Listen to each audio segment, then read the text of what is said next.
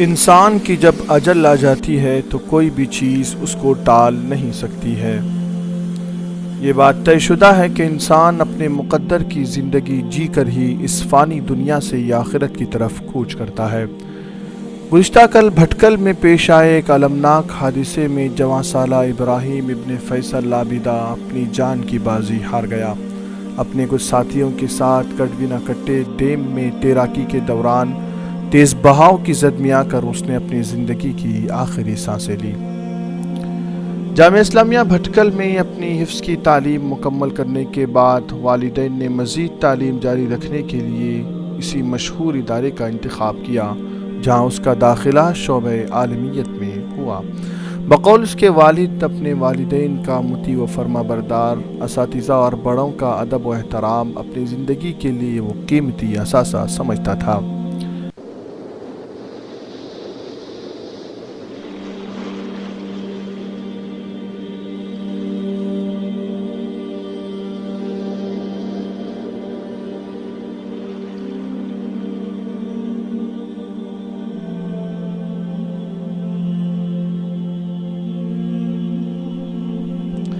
جامعہ اسلامیہ بھٹکل کی وسیع و عریض مسجد میں منعقدہ تعزیتی اجلاس میں جس درد کے ساتھ اس کے والد محترم نے اپنے تاثرات بیان کیے، اس پر عمل کرنے کا جذبہ ہی اپنے بچوں کی تربیت کی فکر کے لیے ایک مشعل راہ ثابت ہو سکتا ہے۔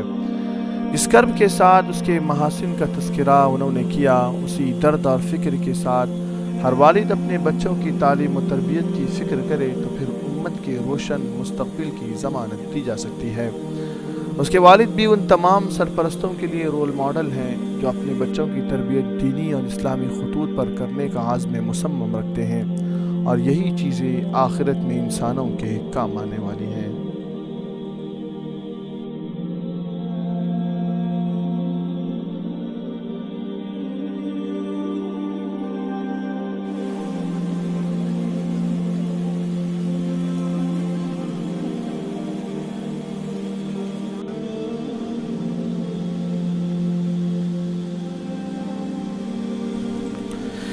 ایک دن قبل ہی اپنے عمرے کے مقدس سفر سے لوٹ کر اپنی تعلیمی سفر کو مزید بہتر انداز میں جاری رکھنے کا اس نے فیصلہ کر لیا تھا۔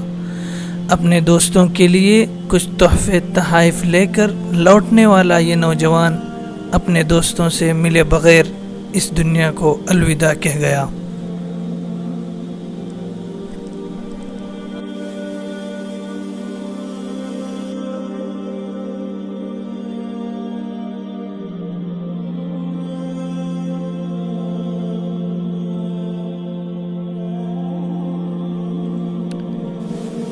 ابراہیم کی پیدائش سے تقریباً 10 سال قبل ہی اس کے والد نے اپنے لخت جگر کو دینی تعلیم کے لیے وقف کرنے کا ارادہ کر لیا تھا۔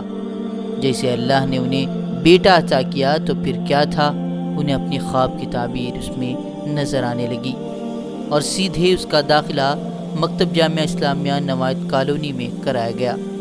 انہوں نے اپنے تاثرات کے دوران حفظ قرآن کی تکمیل اور عالمیت کی تعلیم جاری رکھنے کا صحرا ان اساتذہ کے سر باندھا جنہوں نے ہمیشہ اس کے روشن مستقبل کے لیے کوششیں کی اور ہر وقت اس کی تعلیم اور تربیت کی فکر میں لگے رہے۔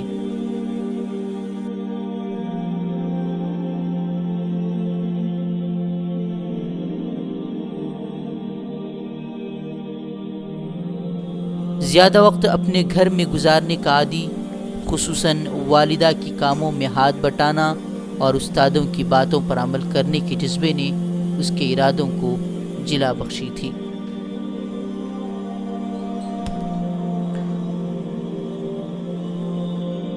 بیورو رپورٹ، فکر خبر نیوز۔